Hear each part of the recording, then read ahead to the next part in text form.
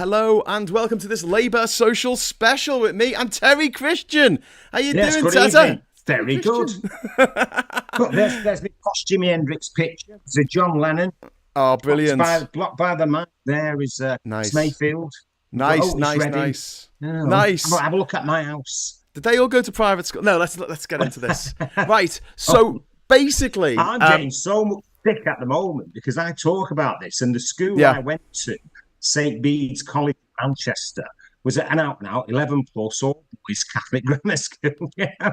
But it went private about 15 years after I left. Oh, and then right. totally private about 20 years after. Someone's going, you went, you're a hypocrite. And I'm going, in my day, it was like Borstal with incense. Do you know what I mean? It was like, people had like lorry driver Irish dads and stuff like that, Well, I just want to quickly say a big hello to everyone in the chat. We've got Duke Vengeance in there. We've got Johnny Copperhead complaining about where we are. We've got Lucy Willis, Lofty the Softy. We've got Punninator.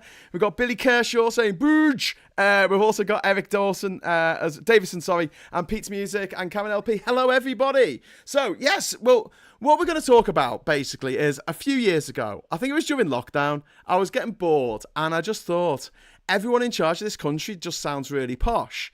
And I started going through their Wikipedia pages and seeing what school they went to. It was when Boris Johnson was Prime Minister, I think. And I was like, oh my God, they all went to Eton, like all of them, or Winchester, or Harrow. Westminster's a big one in the media. And St. Paul's, Westminster and St. Paul's, Whippingham, a lot of haberdasher-esque. Yes. That's a strange one. It's kind of posh, but I don't know if it's completely private. Yeah. But like, I just assumed that it was just the posh people. Do you know, like the Boris Johnsons and the Jacob Rees-Moggs? But it's not. It's literally everyone you see on TV. I was shocked to find like 3 out of the 4 young ones went to private school. Nigel Planer, Ade Edmondson, and Rick Mail went to private school. In fact, when they were up against when they were up against Footlights College as Scumbag College, there were more privately educated people in the team of Scumbag than there were of Footlights. Mind you, having said that, they still only went to Manchester Poly. So you'd want a refund if you were the parent wedging out for it. Oh, I thought they went to Manchester Uni. I didn't know they went to the Poly. I think one of them went to the Poly. That's what I'm saying. That's interesting. Because there is this strange thing. I mean, I knew by osmosis. I mean, I got a job working for the BBC. I started on December the 7th, 1981. And I got that job via being a national TV show made by the World in Action team based on the Scarman report after the riots of 1981. So every kid that threw a petrol bomb or a brick or anything else at a policeman in those riots in Moscow, Toxteth, Brixton, St. Paul's, Handsworth, Birmingham helped me get a job. A nice working class white kid. And what was kind of strange was I knew, even though I came in, and was very well trained within the BBC, and then even to win 2 national Sony radio awards. I wasn't one of them. Every day, there wasn't a day went by and this was even at a small place like BBC Radio Derby, where most people were lovely. There was this idea of, what are you doing here? You are not one of us. Now that was times 100 when I started doing stuff for Radio 4. I did a Radio 4 show called WPFM, which was aimed very much at 5th and 6th formers. And it's because I've won 2 national Sony Awards. Of course, they couldn't let me on national radio at that time with a Mancunian accent, in 1986. So let's find him something else where he can be allowed to have an accent.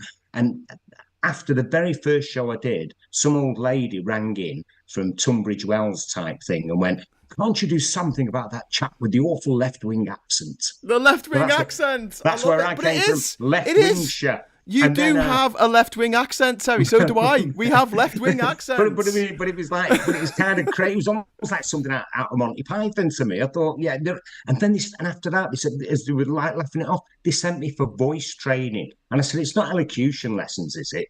And they went, oh no, it's not. But I'm telling you, it's elocution lessons. and that bloke, I just thought, I can't do this. It stuck in my craw because I thought, where I'm from is where I'm from. I've done okay. I could do better coming from there, doing a lot of stuff off my own bat. Yeah. If I start trying to change who I am, what am I doing it for? And what's kind of strange is I actually, since the word, I would get the opposite. You know, when Manchester became trendy, it's like he fakes that Manc accent, Oh, which is is just it like your equivalent of like estuary English, isn't it's it? just insane. So there's a guy that I've known him since 1989, Andy Spinoza. He's from London. He moved up to Manchester to go to uni because he liked the Buzzcocks in 1978. Yeah. I used to sit opposite him for the best part of 5 years, every Tuesday at the evening news while I wrote my, music column, which was called The Word before the show. That's where the show got its That name was in the from. Manchester Evening News, wasn't it? Yeah, and come up with by the Scouse editor Mike Unger. And Oh, he got okay. the name off the Beatles album Rubber Soul, the track Oh. The Word. So there No you way. go. It all Wow, comes back, it all doesn't it? fits in. All comes back to Liverpool, basically. Like your town Well, hall, designed by a steady Scouser. on. Statue Steady of on Gadsden now. outside. Scouser. but the reality was, so Andy Spinoza's known me all these years. He's writing this book. Obviously, there's people that don't like me that he knows in his circles. And he wrote, Terry could be quite sharp-tongued and spoke with a strong, almost caricature Mancunian accent. And so he sent me a proof copy, Yeah. because he wanted me to review it. And I said, what did you mean by that, Andy? Now, I knew quite well what he meant. I don't think he knew what he meant. And he went, I haven't got time at the moment for this conversation, Terry. I'm just on the way out. This was nearly 2 years ago. We still not had that conversation because what he was trying to do was imply I was a fake. And as I said to him at the time, I grew up exactly 1 mile, 1.1 miles south of Manchester city centre. 5 minutes down the road from me was MC Tunes, 808 State, the only rhyme that bites. Does he sound like he's got an almost caricature Mancunian accent, or is he actually from the city centre of Manchester? Yeah. In a city. Yeah. So it's almost like you can't do wrong for doing right. Well, this is the thing, isn't it? If you complain there's about no it, you say integrity. they say to you and to me like that you've got a chip on your shoulder, and I'm like thinking, insane. We've made TV shows, we've been we've been all over the world, we've done all this stuff. Like, it's not that we're sitting there, in a cold bedsit groaning about the fact that rich people have taken everything from us. It's just the fact, and this is the fact. Everything that you see, hear, read, and are told to think in this country is filtered through the private school mafia. Well, when I went into doing the Word, so the Word was based loosely, although not as good as it could have been, on the radio shows I did. Format. I've won 2 National Sony Radio Awards in the Best Specialist Music category. But in 5 years of the Word, I never got credited with any of the music, which is a bit of a strange one, isn't it? Was the Word the first performance of Nirvana? Was that on? Nirvana. Well, actually, you see, so what happened was we had different music bookers. The guy who was the booker for the first series of the Word, I didn't think was suitable because he come from kids' TV really, and he ended up managing A1 and Steps. So that tells you everything you need to know about him. So. A few people were suggested, and so one of them I'd worked with. Did he book Radio Nirvana? Because that is an amazing fact. No. This was Joe Wiley. So I bought Joe Wiley, and she then worked on the show for 1.5 years. Yeah, and gets the credit for 5 years with the music. Not to sound bitter, and yet the one bit of the show that I hated, the hopefuls that I would argue about every week that we did for half of series 4 and half of series 5, I get associated with. Yeah, you and do. I absolutely detested it. And it's a bit like the old joke. Do you remember the 2 old blokes in the pub? And the old bloke in the pub, and he's saying, I wish people round here would call me by what I do for a living. He said, like all them houses round there are built them, but no one ever calls me Sam the Builder. All them boats in the harbour are built them, but no one ever calls me Sam the Boat Builder. But you shag one sheep. And that's basically it. I am the sheep shagger. And it's kind of peculiar that... Well, you're a worry back to me, mate. You're not from Liverpool, so yeah, that sounds about right. No, but it was almost like a struggle because you're going in there with a lot of nerves. I'm not naturally an extrovert, so to do something in front of camera, I've done like 8 years in front of a microphone and very successfully. I'd managed bands, I'd run nightclubs, I'd done all sorts of stuff. And in my actual first press release that went out to all the national press for the Word on Channel 4, they described me as a former DJ and sheet metal worker. Now that was done. They want to play on your working class credentials. No, it wasn't like that was done on purpose because the guys that I'd worked for, or that I worked for, like 24 Hour Productions at the time, they'd done 2 flop series. So by rights, they shouldn't have been getting a 3rd series commissioned. Yeah. If that series, the 3rd one that's commissioned, becomes any kind of success, people might go, oh, well, he was always a bit successful, wasn't he? So maybe it's him. And I believe in that. I believe that success creates success. Yeah, I do as well. So enthusiasm is the fact crucial. was to keep me, not only keep me as far away from it as possible, but to actually throw me under the bus every week. So a lot of the press around the word just wasn't true. It was all made up. It was all about, I was thick, I was inarticulate, I was a moron, I was terribly challenged. No matter how many interviews I did, they never mentioned what I'd done before. Yeah. Or if they did, it was very like, well, let's move on quickly. You were always seen as if you were some kind of, how can I put it, scally. And yet the weird thing was, there was a part of me where I would do that because I thought, well, the Happy Mondays don't get bad press. So why do I? When actually, compared to them, I was under. You're a pussycat. well, it's not so much that. It's like, in terms of background, Bezzy's dad was a copper. His mum was a school teacher or headmistress. Sean Ryder's mum was a teacher or deputy head, and his dad used to write gag lines for Ronnie Corbett and Terry and June. Oh, really? Did they go to private school? Do I have to add the Happy Mondays? They didn't go to private school, but what I'm saying is it was like, they weren't from, they didn't live in council houses. They weren't from a council estate. In fact... Well, never am I. Cards on the table, mate. I'm as middle class as they come. A council house was luxury. To me, because we lived in horrible corporation, horrible sort of rented accommodation, privately rented accommodation, till I was like 12, and that got pulled down. Yeah. And it's only by sitting out with my mum and dad was sitting out with the 5 kids, both Irish immigrants, waiting that they could get a decent council house. Wow. So I had quite an unusual journey in the first place. But it's amazing that you were given that opportunity still with Channel 4, considering at the time that pretty much everyone that you think of now who was on Channel 4 at that time, they all went to Haberdasher Asks. All of them. I would say it was more Westminster and St. Paul's. Well, they were privately educated anyway. Louis Theroux, it was like Adam Buxton, the other guy.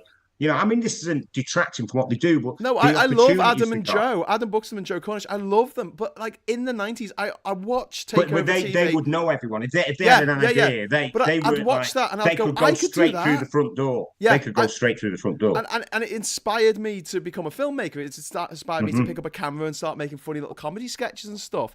But at the same time, I didn't realize that they had those doors open to them. I've got to just jump into a couple of the super chats that have come through. Yeah, sure. Johnny Copperhead, who's always very generous. Thank you, Johnny, has dropped in some money, saying, you two sound like a pair of pinkos with your totally left-wing accents. I'm loving left-wing accent. I'm going to use that so much now.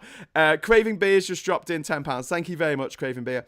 It's also the university you go to. Cameron, Oxford, May, Oxford, Johnson, Oxford, Truss, Oxford, unbelievably. Sunak, Oxford, Starmer, Oxford.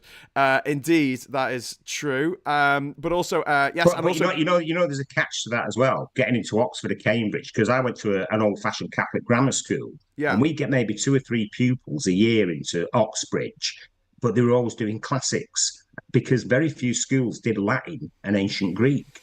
But I was being like a Catholic school, we'd all do Latin for the first year and all try to pack it in by the 3rd year and do classics. German or something instead. But of course, doing the classics, you could actually get into Oxford and Cambridge with kind of crap A-levels, like 2 Ds and an E. And what the hell use is classics? Well, knowing a bunch of fairy tales from the Bronze Age and how to speak a language no one speaks? Well, I disagree. I think it's good to know those things, but... Having said that, I did Let's fight and talk, Terry. Come on, let's take this outside. It's that whole thing of once you've got a degree from Oxford or Cambridge, it kind of represents something, and so you are seen as part of the establishment. I used to find it very weird, working within the BBC, and every year you get an intake of Oxford or Cambridge, and they'd immediately come to your station for like a year, and then go off to work on the Today programme. There was no real rite of passage, and you're going, I've never got asked to work on the Today programme, and I've won 2 songs. But of course, it doesn't matter because you're the wrong person to have won them. And it was, obviously you think, well, there's no point. Their life is different to mine. You know what I mean? So I never had those high expectations of myself because you just thought, well, do you know what I mean? I came from a background where we had nothing anyway, and you learn to psychologically believe you deserve nothing. But it does rankle. What rankled me the most was I'd always done good programs. So when I was doing The Word, we needed a female presenter. So I said, oh, there's a woman that I work with in Manchester. She'd be brilliant. I worked with her on the radio. She's fantastic. She'd be brilliant for this show. They went, but Terry, you can't have, two presenters from Manchester on the same show.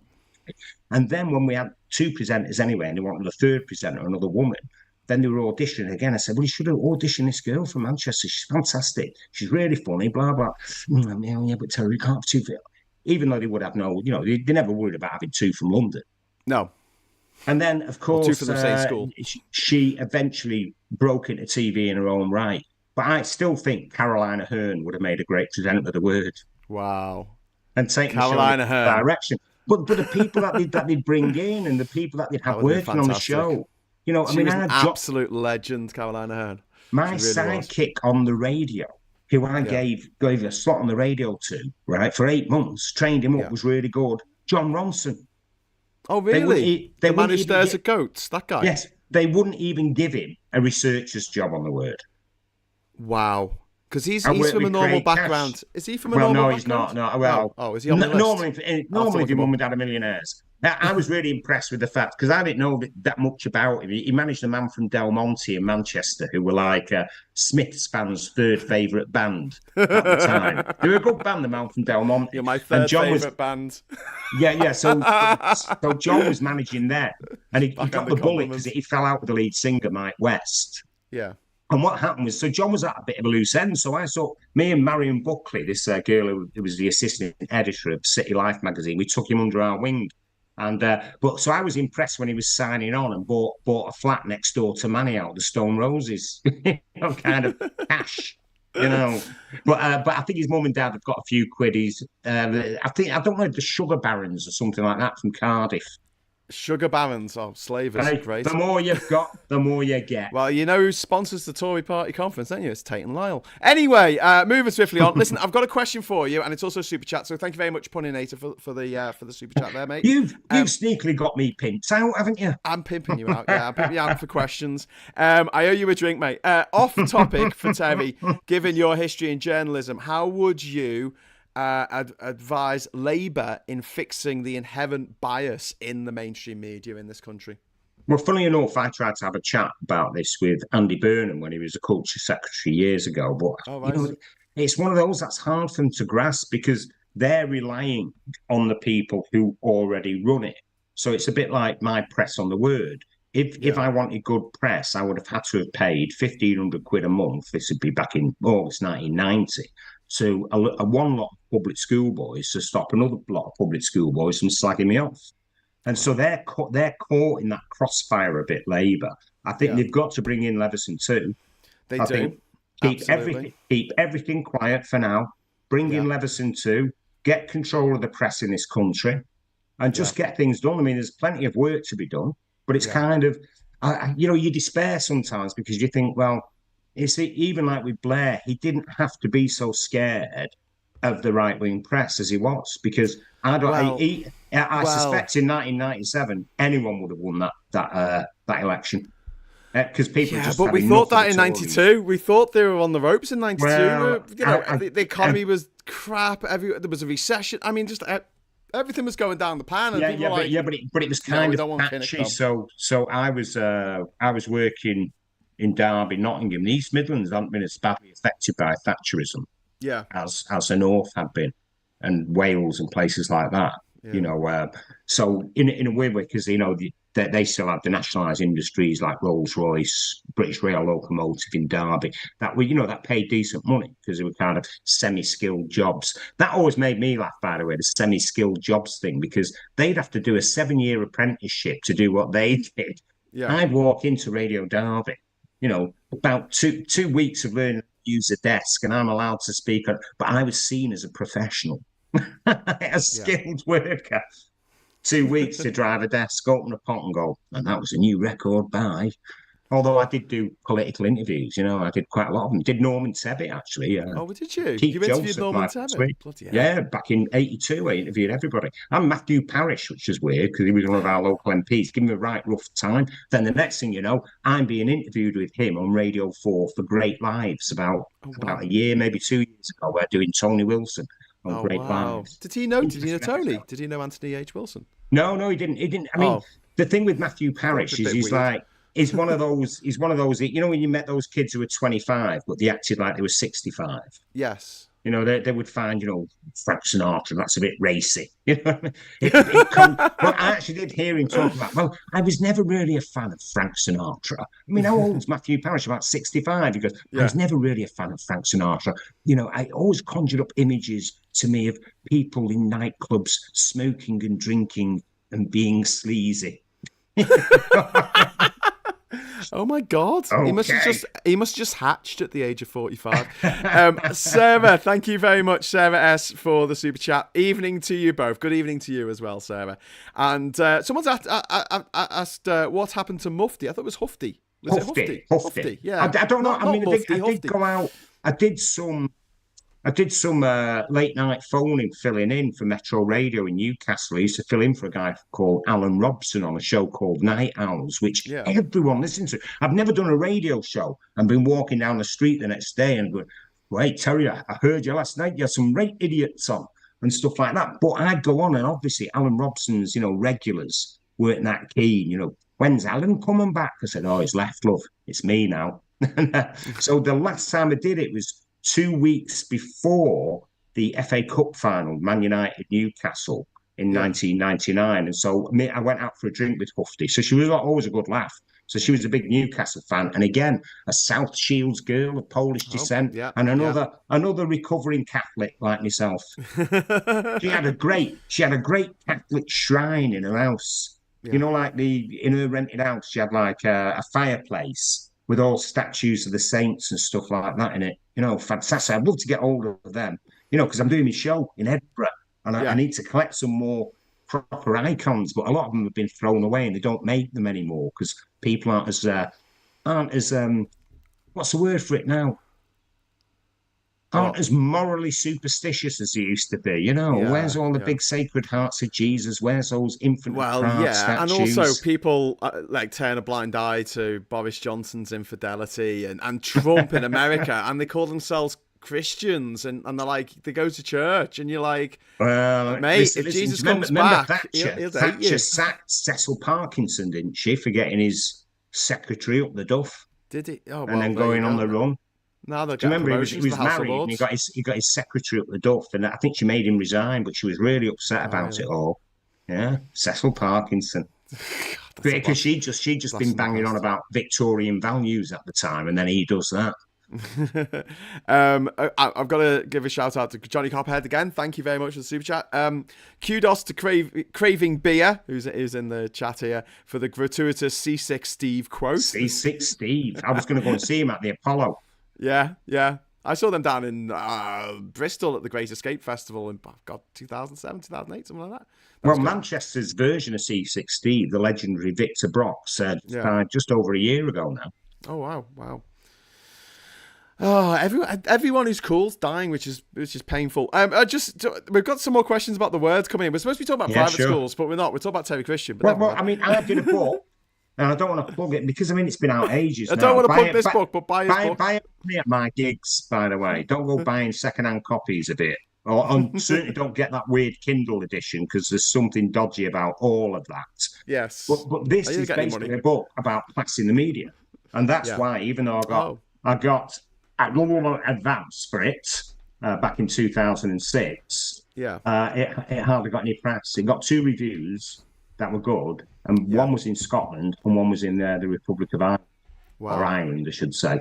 You should have married a footballer, mate. They would have been queuing up all the way up Old Street to get you to sign their book. But to see, the thing is, they didn't review it because they didn't want to have the debates in it, which was about the media and how many posh kids. Because, like I said, I've worked with loads of really good kids who ended up doing really well. Yeah. But the people, like the word was supposed to be for young people, but it was basically a YTS scheme for ex-public school boys. And they came straight in, having done nothing, and they were taught stuff. And I thought, well, why are you teaching them? There's enough. It's not as if there's a shortage of guys from his background. Yeah. Also, there's people who would learn much quicker and already know what a good story is and have a lot more imagination and are more in touch with your audience. And these people, they're not in touch with your audience. Yeah. You know what I mean? These aren't just the 7% who went to private school. These are the top 2% of that 7%. Who went to Eton, Harrow, Winchester, Rugby, Westminster. Winchester, Westminster, Uppingham, you know, So, but no, I was going to say, you mentioned stories there. So nearly all of the stories that we are told through the prism of someone who's had a very privileged upbringing, who's never known poverty. And I think this is a huge problem that all of our directors, producers, nearly all the actors you see on TV and in films now, not in soap operas so much, but everywhere else, in prestige dramas. And nobody else gets a look in. And we need to have, when people ask them what Labour can do, I think we need to have affirmative action. When I applied for a job with Labour a few months ago, they actually asked me in my application if I went to private school, which I was glad they asked me that in my application, so I could say no. But I think they should weight it against people who go to private school. Do you know why? They could go and get another job. I mean, from my point of view, and I'm from that bottom segment. Yeah. See, because, when you get the debate about private schools and they go, they do give scholarships to blah, blah, blah. But the thing 1% is, but even that 1% who get the scholarships, if they're from a working class background, they're not going to get the big jobs in the city. Yeah. Because they don't have the contacts that get them there. Yeah. And, and it's amusing how much they have each other's back. I mean, I worked temporarily for 3 weeks in 1988 in a warehouse for Dormer. Do you remember who did sheets and bedding in Salford? There were less people working. That's where you were pressing sheets. Yeah, well, they used that to make me a sheet metal worker. Okay, that's the one. but it's like, so I worked there for 3 weeks because I had a big gas bill to pay off. Yeah. And what was interesting, it was minimum wage, so obviously it would only appeal to anyone who lived locally. And I worked with less people who'd been to school with each other there than I did on the Word. Wow. You know what I mean? And it's like, well, okay. And it's like, hey, do you remember, have you seen Camilla recently? Oh, well, yes, I think she was at Jacinta's party the other week. I was Tarquin there. No, it's Sebastian popped by with Tristram, and Quentin sends his regards, and so does Rupert. Not to sound like an inverted snob, but it is a kind of strange thing. I remember having a conversation around dinner. Well, a load of us were out in this restaurant having a drink, and some of their mates were in there, and there was this woman who was an artist, and she had a copy of Plutarch's Lives with her. Right now you do that if you do A-level classics, you'll do Plutarch's Lives as your ancient history bit. And I was saying, oh right, Plutarch's Lives, because my younger sister did A-level ancient history. She didn't do the other bits with it. And I said, oh, right. And she said, oh, well, I'm an artist, and I've just been asked to do a portrait of Alexander the Great. Well, all right, for some arts projects. Well, all right, great. And she said, so I'm reading this to get an idea of Alexander the Great's character, because there's a description about Alexander the Great in it. And I went, all right. I thought, the years after Alexander the Great. Well, I didn't say that, And you've got to keep these things to yourself. Yeah. And then the next thing she said was, the only problem is I've got to do a picture of Alexander the Great on his horse, and I'm not very good at drawing horses. And I said, isn't there a description of Bucephalus in Plutarch's Lives, which is Alexander the Great's horse? And she went, how did you know that? How did you know that? How does anybody know anything? I get that a lot though, Terry. People are constantly surprised that I know stuff. Do you know how I knew it? Yeah. I'd read it in a look and learn book when I was about 11, and I was really impressed by that, because he actually named a city in Asia Minor after his horse Bucephalus. So I swore that when I conquered the known world, I would one day build a shining city on a mountain top and name it after our cat, Tiddles. That would be never excellent. Really got to fulfil that dream. Name it after your motorbike. Johnny Copperhead, thank you very much. Saying I'm car sick, Johnny. I don't know if he's talking to himself there or what's going on. But thank you very much for the super chat. Also, questionable absanity, saying Sunak reminds me of Littlefinger from Game of Thrones. No, he's not like Littlefinger. Littlefinger was halfway competent. I like Littlefinger in a way. You know, he was quite evil. Chaos is a ladder. Well, maybe it is. Maybe it is. Maybe chaos is the ladder, and that's what he's trying to do, just by, I don't know, ruining everything. Craving beer, me too, mate. That's £2 super chat. Thank you very much. Does anyone remember Ted Chippington? Oh yeah, I used to play his records at Radio Derby. So we actually interviewed him once. He was just into beer, wasn't he, and telling bad jokes. So he'd always tour with what were the Nightingales, and we've got a full box and we're going to use it. They're all like label mates. I can't remember the name of the label now. It was like a Birmingham label, wasn't it? I can't remember, mate. Ted Chippington. I was walking down the street on Saturday night, and that'd be it.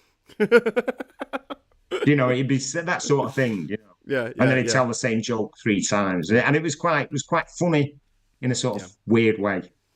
Yeah, surreal.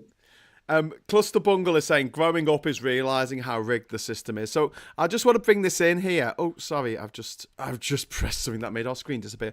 I just want to bring in the Private School Mafia list. So this is a list that I've been compiling over the last couple of years. And honestly, when I started, there was like a couple hundred people on the list. I didn't think it would ever get more than a few hundred, maybe 500 max. We are now almost at 1,200 names on there, and it's still far from complete. Someone got in touch with me because this list was shared at the weekend by Carl Vorderman, who's also State School. Oh yeah, saw that. And people replied, and someone got in touch with me and gave me this massive list that they had compiled of people in the Tory party and hangers on the Tory party and journalists who are pro-Tory, who they had collated, and they had about 300 names on the list, and there was about 100 of them missing from mine. So I've got to add all them now to the list that I've got. I'm like, it never ends. It's just so many. I mean, what you'd have to, I think you'll have to subsection it, you know, into like politics. I mean, you've kind of done a bit of that, yeah. Yeah, I mean, but I mean, it was interesting. Do it by occupation.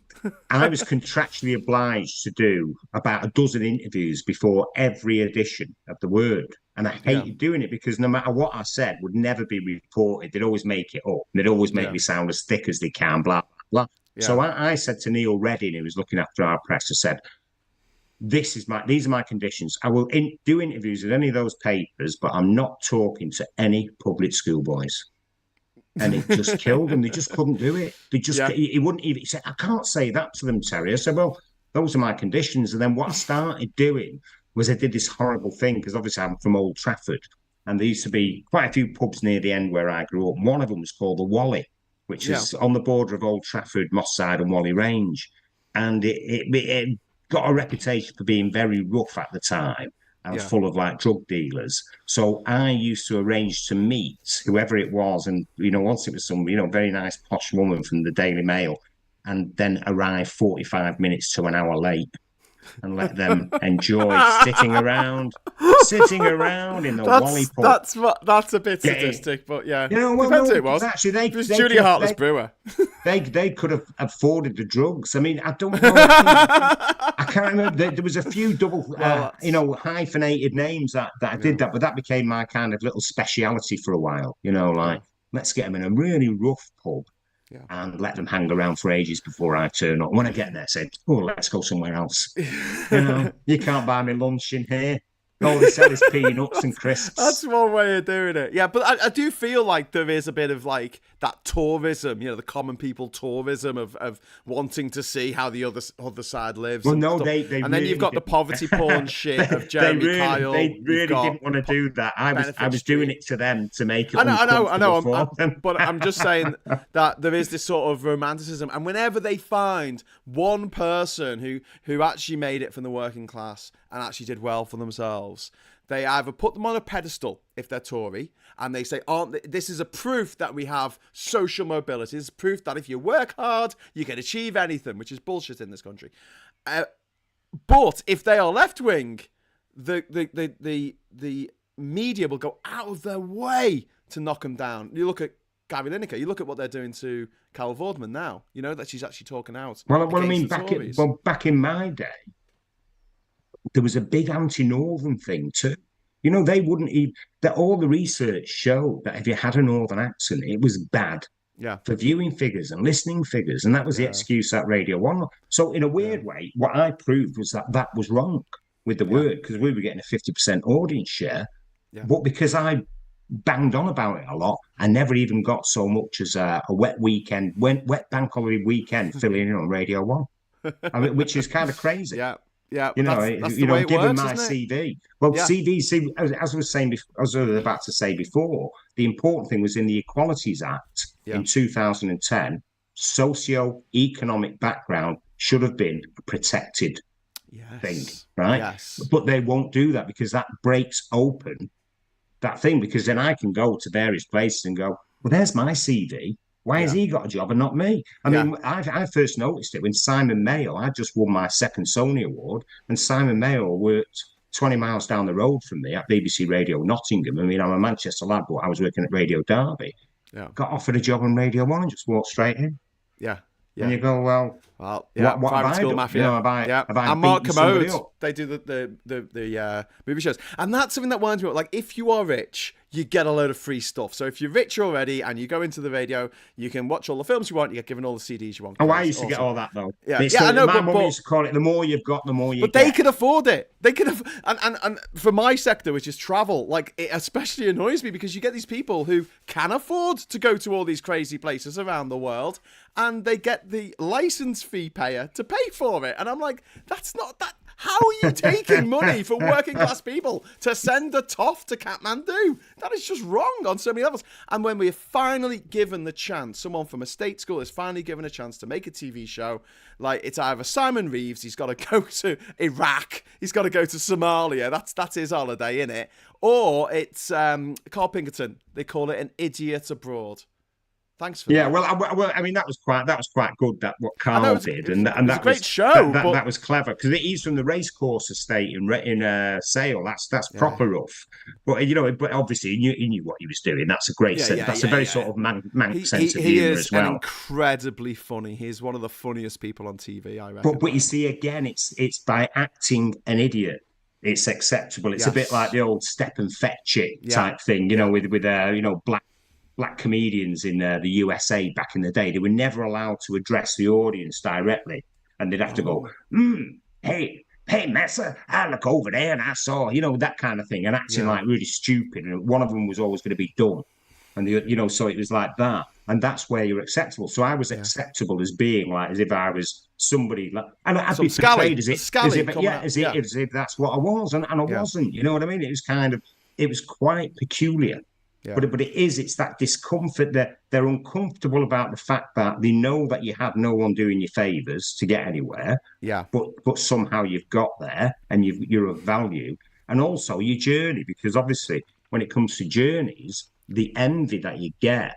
And the late Tony Wilson used to say this about those posh kids. He said, and the Southerners against the Northerners, he said, they're the ones with the chip on the shoulders, not us. Yeah. They've got a chip on the shoulder about us. I mean, they're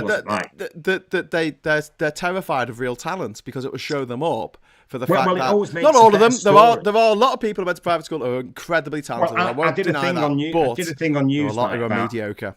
I did a thing on Newsnight about 10 years ago about this with Emily Matlis, and it was about posh kids acting like smart working class. Yeah. So everyone was claiming to be working class when they weren't, or putting on that act. Some people like Johnny Vaughan, they're very affable. So they disguise the kind of background they're from, but it's like but it's still there. And I was on Movie Watch. I was one of the reviewers on Movie Watch. Oh yeah, I mean, I was on it about 3 times. I was on the last ever Movie Watch. It doesn't completely define them, but it's like he's a nice bloke, but he did get done in a cocaine sting by the police who said he needs to buy, was it like 50 grand's worth of cocaine or something, and he went yeah I'll sort that out for you, and it turned out to be an undercover police officer that he was saying he'll sort out this cocaine. I think he went to jail for maybe 6 months. Don't sue me, Johnny, if that's not quite the right thing that I just said, but it's something around that. But I mean, there is. If you had done that, Terry, that's it. That's the end of your career. The nearest the nearest I'd have come to a TV screen was maybe flogging one in Curry's, But I mean, there is always that suspicion, because I always look at, someone like Richard Bacon. And again, I always thought he was fairly, middle of the road, fairly bland in a way, but decent at his job. But it was interesting, with the whole, presenting Blue Peter, then getting caught snorting cocaine. Yeah. And yet the BBC are happy to give him a show. Yeah. And I remember going in for a meeting with the guy who ran Five Live back in the day, Jonathan Wall, about filling in for Danny Baker, And I don't forget, I'd done 2 years of doing a live football phoning for TalkSport, and it was humorous and all the rest of it. And he said, "Yeah, but you're too controversial, Terry." I'm going, "Hang on, afternoon presenter. Hang on, you got another bloke there who did the Sunday Sport." Was this the same BBC that employed Jimmy Savile for 50 years? Well, but I mean, this was actually on air at the time, and I thought, well, why am I controversial? I've never even had an Ofcom complaint against me, but you're controversial because somebody wrote as if you were back in the day, as if you were in the Happy Mondays, when I've never been a big drug taker, smoked dope back in the day, that's it. I've never done anything. Yeah. It's like, I wasn't having punch-ups and stuff like that. But that's the thing, when you're from that kind of background, like Michael Gove or Boris Johnson, you can get away with as much drug taking, infidelity, general scumbaggery as you like. You get away with it. Well, I mean, I had weird things. So I've always been a season ticket holder at Manchester United. I lived in Old Trafford. I grew up a 5-minute walk from the ground, 10-minute walk from the ground. Been going to games there since 1969-70 season. There's a guy, was it Danny Cohen at Zigzag Productions, and he wanted to make this late night football phoning type show for Channel 4. He got me on board. I had long meetings with him. I think he was a big Arsenal fan. Great bloke. He was a big arse. So hang on. He then goes in to see the commissioner editor at Channel 4, and this was only 2 years after the work finished. Yeah. So do you know what I mean? I'm still a name. Yeah.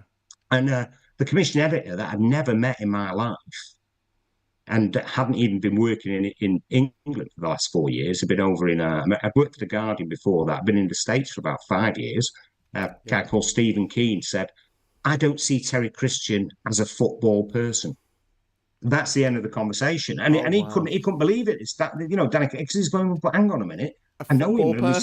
He knows football inside out. He's been going for years. Man United are the big team. Now, I know he had Danny Kelly on board, so it was going to be me and Danny Kelly. So Danny Kelly went ahead and did it. But it was just such a weird thing to say. And then I remember going with a Northern Soul documentary idea and one about John Cuba Clarke to BBC 4 back in 2009, maybe 2010. And the guy there, I didn't even get a meeting with him. All he said to my agent was, "I don't see Terry Christian as a BBC 4 person."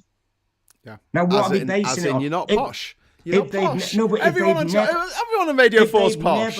If they've never met you, like I rarely get asked to do anything to do with music, despite the fact I managed a reggae band, got them signed to a deal back in the 80s. That'd make a good movie. That'd be like The Commitments with on steroids. Yeah.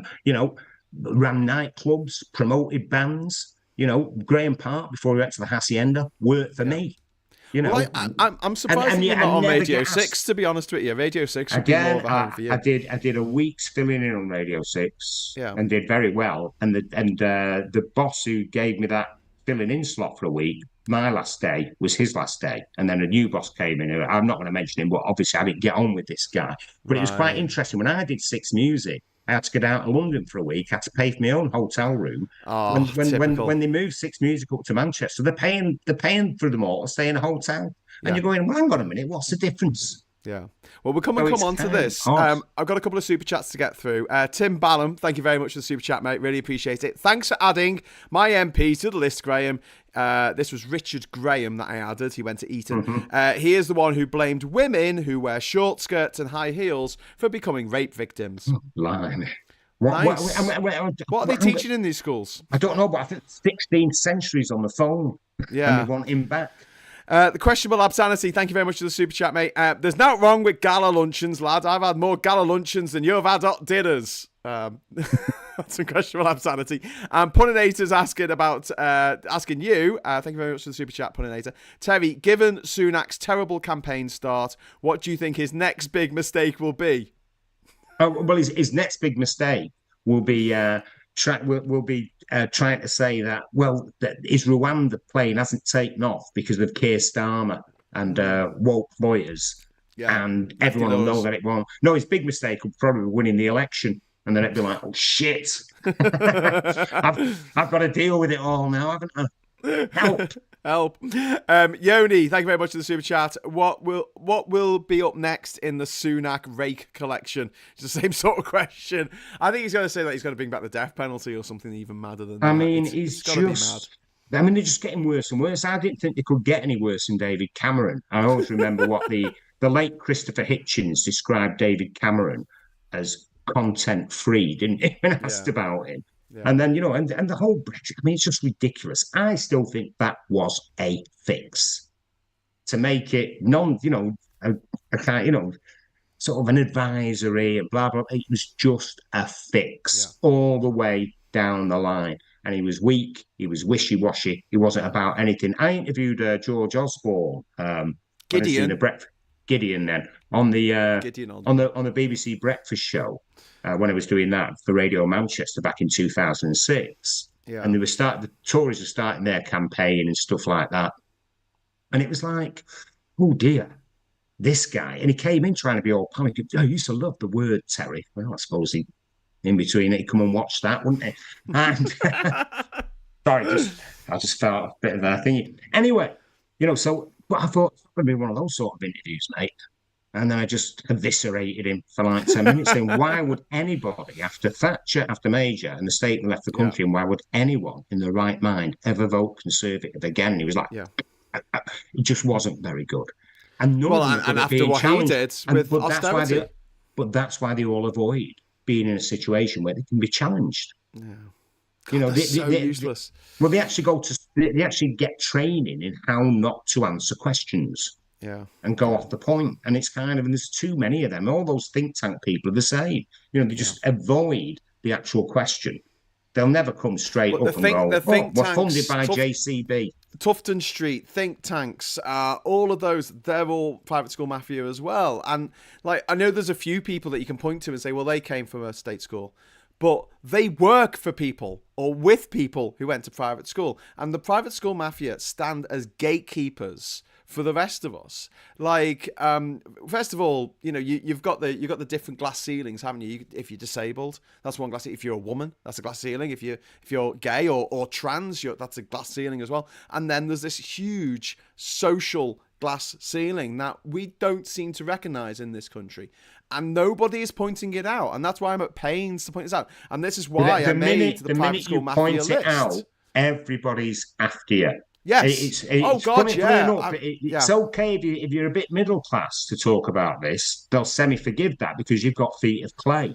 But if you get someone like me saying it, they hate it. They hate it. As I said, when I was doing this thing, I think I get away with it a little bit, but I still get the same stock responses. When I did this don't blame the kids, don't blame the parents, don't blame the schools, don't blame the teachers, if Tarquin doesn't go to this expensive school, how are they going to afford for him to pay to go to a state school? You're going to have to pay for that, Mr. Taxpayer. I'm like, it costs 3 times the amount to send someone to private school.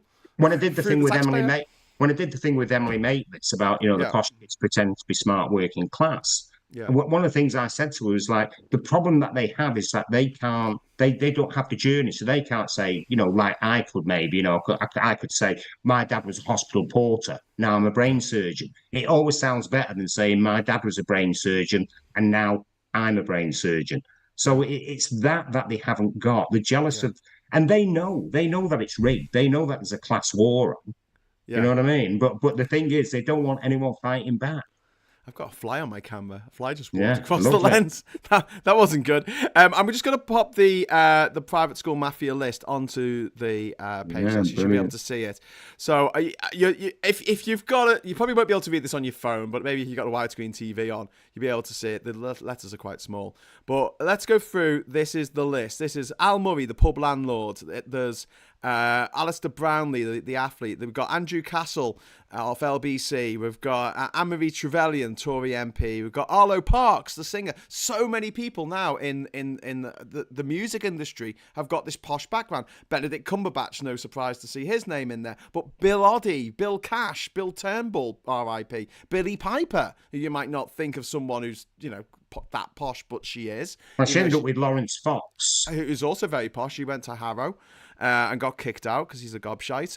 Carrie Johnson, obviously Catherine, Princess of Wales. We've got Charles Moore in there. Charles Spencer, who's written a book about how horrible it was going to private school. Chris Hoy, the Olympian. We need to talk about elite athletes in this country. Very difficult to become a world-class Olympian yacht racer if your daddy can't afford a yacht. Cleo Watson. Those used to be our medals at the Olympics: yachting, show jumping, and the shooting. Yeah, all the posh stuff that the African kids couldn't afford to do. We've got Damian Lewis, the actor, in there. We've got Damien Grammaticus, the journalist. Daniel Day-Lewis, the actor. You've got Daniel Radcliffe, who played Harry Potter. You've got Daisy Ridley, who was a Jedi. You've got Deborah Meaden, who's a business entrepreneur. Loads of entrepreneurs. So if you think about, name some entrepreneurs, you go, Dyson, privately educated. Branson, privately educated. Tim Martin, privately educated. Rocco Forte, and it is a mafia, like Ed Balls, Ed Bye, Ed China, Ed Davey, Ed Gamble, Ed O'Brien from Radiohead, Ed Sheeran, Ed Winfield. Like, there's just people called Ed. FKA Twigs is in there. Florence Pugh, the actress. We've got George Osborne, who you were just mentioning. We've got Griff Rhys-Jones. Incredibly funny character actors and comedians on here, but they got this leg up that you and I didn't get. Well, it's just you get the meeting, and you get, whereas like even Hugh with my CV, went to Eton, didn't see that coming. I couldn't even get the meeting with a proper CV. Yeah. Do I have to take Ian Curtis off this list because he went to King's School? Well, you said King's Macclesfield at that time was, so it would take some fee paying, but certainly not him or Stephen Morris. They wouldn't have had the money. So there's a lot. You've got to be careful with some of the grammar schools, because some of them that have now gone private. They probably went private in the 90s or the 80s. Joe Strummer's on the list. I feel bad. Some of my mates, some of my actual real friends in real life are on this list, and I feel bad for putting them on there. But I'm like, well, I'll be a hypocrite if I say, one of the big ones is just in general. Just in general life, where it matters. So my lad did maths at Sheffield Uni, the Russell Group one, but he was actually told by a guy that it doesn't matter if you get a first, unless you went to a public school, you will not get a job in the city. Yeah. And Marcus he was told Mumford that as a matter of Sons, who are shite. Mark Rylance, the actor. Mark Reckless, the former Tory MP. Matt Lucas from Little Britain. And his what's his name? Matt Williams also went to private school, which some of the class-based jokes that they have on Little Britain really piss me off. Minnie Driver is in there. We've got Neil Gaiman, the writer, who's writing about how he broke into the industry, and it was all about being naked in front of everyone in his writing. And I was like, yeah, but going to private school probably helped, mate. Even though I love his work, I've got to say it probably helped. Olivia Colman. I mean, again, they have a bit more confidence anyway, because they didn't have the kind of lack of stuff, what I mean, or the embarrassment or the shame that they carry, because a lot of the time, when you come from a poor background, there's a lot of shame. Yeah. You have a lot, you're ashamed that you can't afford the school trip. Ray Mears and Bear Grylls, both happy to live in, live in a forest for the night, because I guess they can call their dad and he could stop it all. Rory Bremner is in there. Rory Stewart. Oh, he's a git, Rory Bremner. We've got Russell Brand's in there.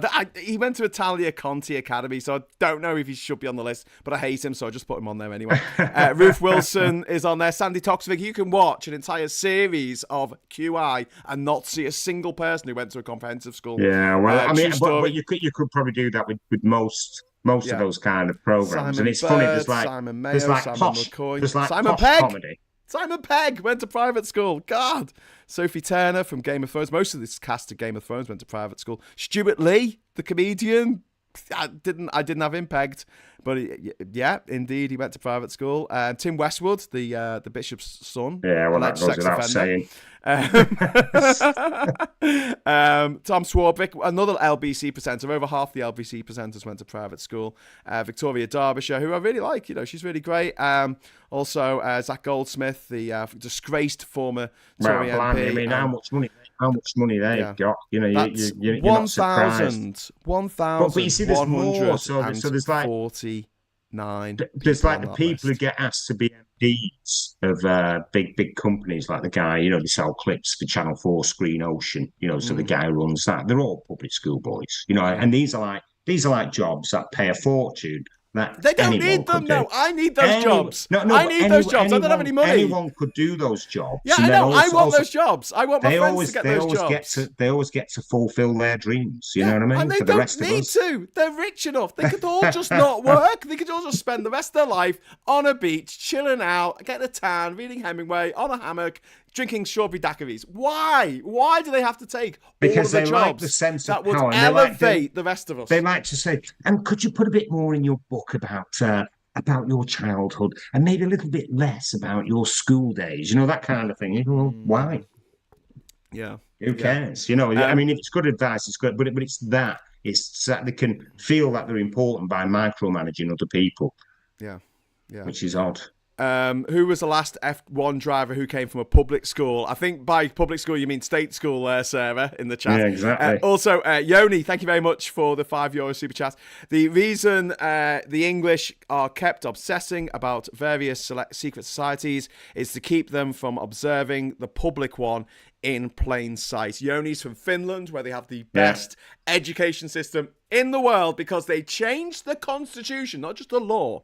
They changed the constitution in the 1970s to ban private education forever. And now they have the best education system in the world. Well, funny enough, their education system was based on our comprehensive system from the early 60s that they came over to observe.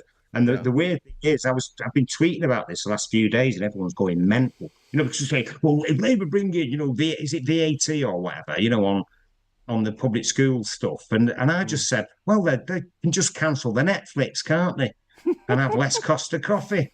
It's not the end of the world. Yeah, or that's if what you've they got say to us. kids, get another job. Get a fourth job. Work harder. They hate it. They hate it. They'll turn around the other way. Apply for a job that pays more.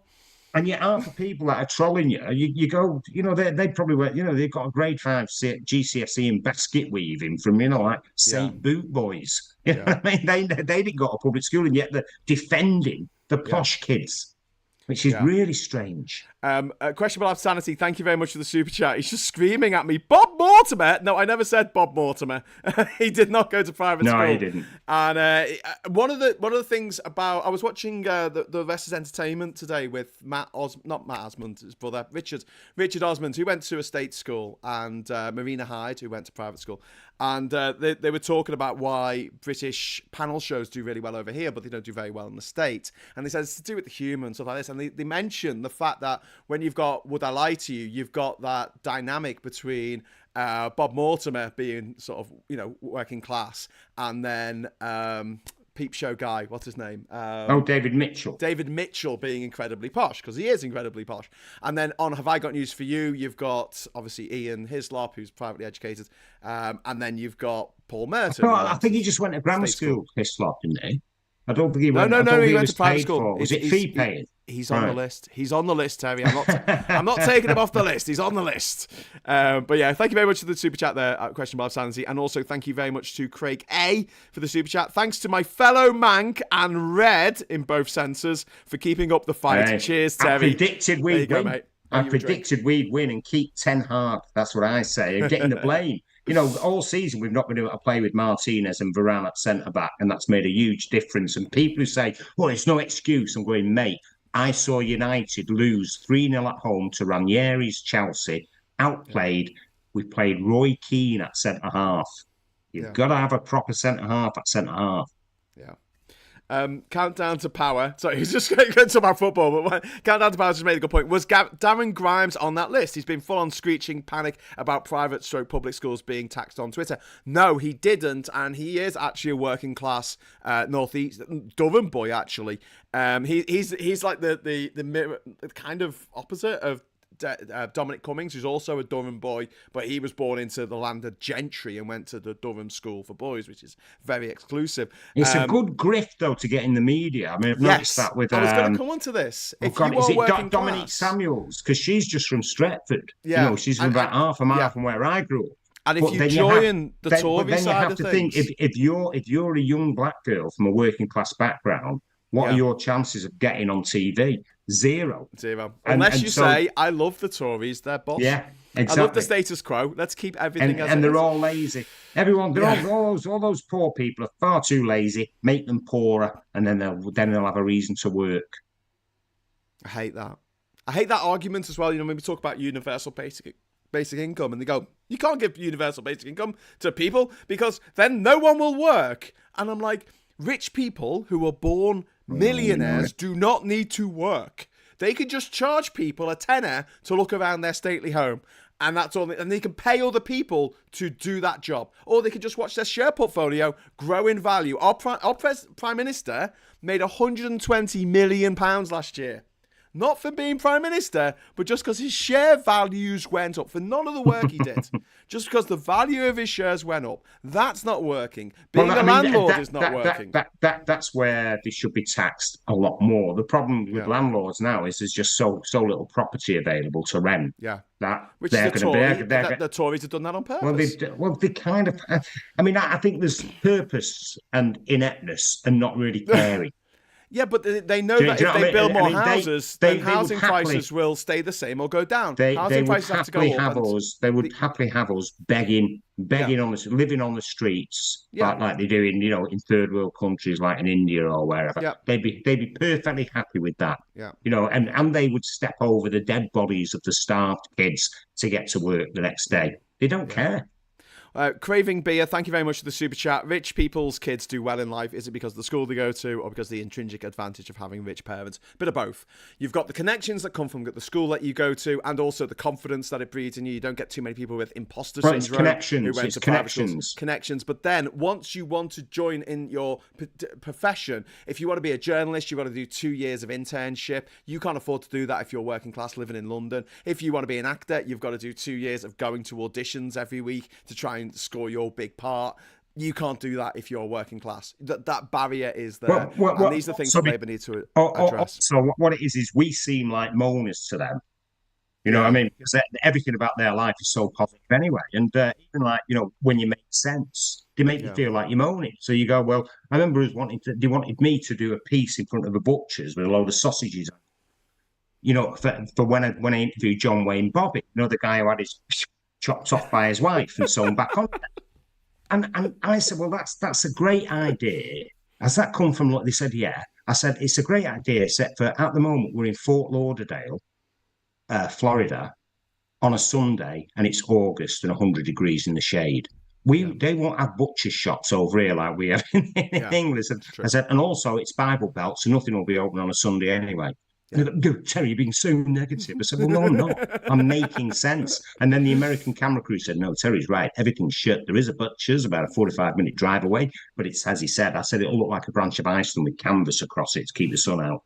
And that's exactly what it was. But Tarquin still made us drive there 45 minutes to see that what I said and what he said was true. Yeah. And there you go. That's it, isn't it? It's that thing that people have in their head that if you have a regional accent, you're somehow less trustworthy or you somehow know less about your given subject, that whatever it is. Well, it's just making sense. You just think, hot country, why would you hang sausages up in a butcher's window? Yeah. It'd be like a pool of grease after 2 minutes. You didn't have to be brains of Britain to do that. But what they're doing is they're obeying the orders coming from the top unquestioningly. It's that weird hierarchical thing that the public school boys have. They have this big sense of hierarchy. State schools, even the clever grammar schools like me, they go, get the fuck. You're talking shit, mate. You know what I mean? We wouldn't say, I say, Bins Major, you're right. Your brother bins mine as wrong. I've got a message from George. Oh, sorry, mate. George. Yeah, I didn't notice that was a super chat because it came up on my screen as a membership for for 8 months. Northern accents bad except for Jimmy Savile. Now then. Yeah. I still get pictures flung at me of Jimmy Savile from I vox popped him for 40 seconds at the opening of the Top of the Pops photographic exhibition in London. Never get a photo with anyone, Terry. Well, hang on, it wasn't. No, it's a press photo. It's a press photo. It's not a selfie. No, you should have. Yeah, you should have said no. One day you might turn out to be the world's biggest nonce. That's what you should say to everyone who tries to do that, including Tom Holland. Well, no, the worst one is for Russell Brand because, well, especially people like Owen Jones, they got him to write the blurb on the books, didn't they? Yes. This is a great book, and they're going, shred all the copies of it. Yeah. Got to change the back cover now because, it's like, oh, Russell what a shame. Brand, what a shame. Like the Russell I would have never pegged him for a charlatan. Well, I don't know, but when I remember, looking at him when he said, and you thought, oh, the Pirates of the Caribbean sex pest look. Yeah. Alex French is saying Attenborough probably just studied hard and went to Oxford. Both David and Richard Attenborough went to state school. They went to grammar schools. One of the interesting things that we need to talk about. I mean, we're running out of time, Terry. We're gonna. Yeah, can you do this again? Can you do this again next week? You've got like a hot date or something. You're gonna go. I'll have to charge you though. All right. Yeah. I'll give you half the super chats. No. What we need to do is you need to help me get my technology up to date. Yeah, okay. All right. I'll pop over to Manchester and then sort all that. No, anytime. Yeah, do it. All right, okay, we'll do this again next week because I don't think there's going to be a geoscope because Ollie's, I think, still on holiday next week. I'll have to talk to Ollie. He might be cutting it short because of the election. Everything has gone wrong for everyone on social media who creates content because of the bloody election being called and everyone's been caught on the hop, which is hilarious. It's looming, isn't it? It's a bit scary, really. It is looming. Well, look, I'll be back tomorrow morning for Morning Brew at 9:30. Please join me for that if you can. Join me live and you can join in for the chat. Thank you very much to Terry Christian for talking to us today. Graham. Loads more to say on this topic, so we'll carry on this conversation next week. If you stay on this channel, you'll be shunted over to Maximilian Robespierre's channel straight from his stream, straight from this. I think he's talking about Diane Abbott not being readmitted into the Labour Party. So enjoy that. Thanks for the chat. Do you know what? I did Celebrity Come Down, Diane Abbott. No, she was sound, you know what I mean? She seems sound. Her jerk chicken was terrible, and her rice and peas was like bullets. I don't know. Not done enough cooking. Been too busy, politicking. Anyway, thanks very much. Cheers, thanks very much, Terry. And I'm going to say, please join us tomorrow. And until next time, give us a like on the way out. I'll say hello, good evening, welcome, and goodbye.